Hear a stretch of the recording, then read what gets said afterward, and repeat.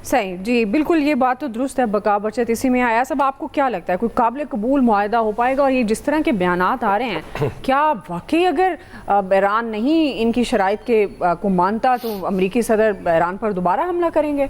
लेकिन दिलचस्प बात तो ये है कि एक ही दिन में वो पहले कहते हैं जी बहुत खौफनाक हमला करने जा रहा हूँ, और उसी दिन दोबारा वो कहते हैं कि 3 ममालिक ने रिक्वेस्ट कर दी है, लिहाजा शायद मैंने मुस्तकिल जंग बंद कर दी है या आर्जी तौर पे कर दी है। मतलब वो कुछ समझ नहीं आती डोनाल्ड ट्रंप साहब की कि वो क्या कह रहे होते हैं। सबसे इम्पॉर्टेंट चीज़ जो दुआ इसमें है ये सारी गेम में, जी जी, वो यूएई का ये कहना कि हमला ना करे अमेरिका, ये सबसे मेरे लिए ये सबसे बड़ी बात है। कतर और सऊदी अरब तो ऑलरेडी ज़ाहिर है वो यही चाह रहे थे और कहते भी रहे अमेरिका से। यूएई का कहना आम बात नहीं, उसकी वजह ये है कि यूएस प्रेस ने, यूएस मीडिया ने यूएई पे ये इल्ज़ाम लगाया कि वहाँ से डायरेक्ट हमले होते रहे ईरान पे, और उसके बाद ज़ाहिर है ईरान में भी सबसे ज़्यादा जो हमले किए वो यूएई पे किए।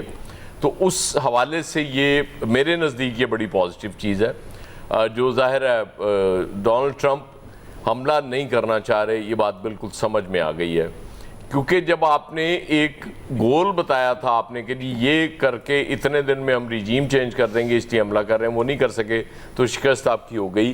फिर चाइना में मतलब वो मैं बड़ा हैरान हुआ कि वो वाकई ये जो कारोबारी लोग होते हैं इनको इस सौदे पे बिठाना चाहिए नहीं, ये सवाल बड़ा शिद्दत से मेरे जहन में आया। उसकी वजह ये है कि वहाँ यूँ नहीं लग रहा था कि कोई यूएस प्रेसिडेंट गया हुआ है चाइना में, वो लग रहा था कि अमेरिका की बहुत बड़ी कारोबारी शख्सियत वहाँ गई हुई है चीन में, और इसीलिए वो स्टेलमेट आया।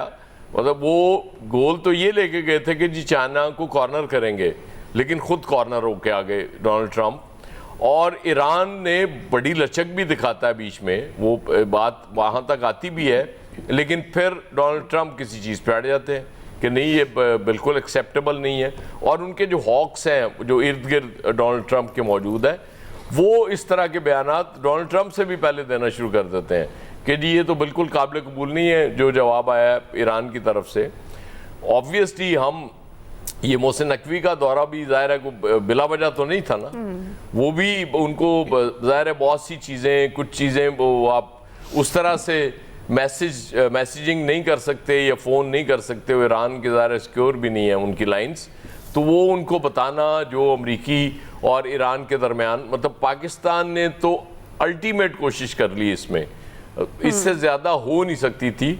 और जाहिर है पूरी दुनिया, दोनों तो खैर चले मानते ही हैं, पूरी दुनिया मानती है जो पाकिस्तान का इसमें रोल रहा है और बहुत अच्छा। लेकिन सबसे बड़ा अजाब जो है वो भी हमारे लिए होगा। उसकी वजह ये कि जब तक ये कंप्लीट जंग बंदी नहीं होगी, जब तक इनमें कोई मुआहदा नहीं होगा, भुगतना हमें पड़ेगा। हम ऑलरेडी भुगत रहे हैं बहैसियत कौम, क्योंकि जाहिर है IMF का एक अलग प्रेशर है, वो फिर और टैक्सेस का कह रहे हैं वो लगने जा रहे हैं, फिर पेट्रोल सस्ता नहीं हो रहा, जाहिर है वो हमारी मईशत के लिए, क्योंकि हमारा तो सबसे ज़्यादा जो ज़र मुआदला जाता ही पेट्रोलियम मसनूआत की इंपोर्ट पे है, तो हमारे लिए तो सबसे ज़्यादा मुश्किल है।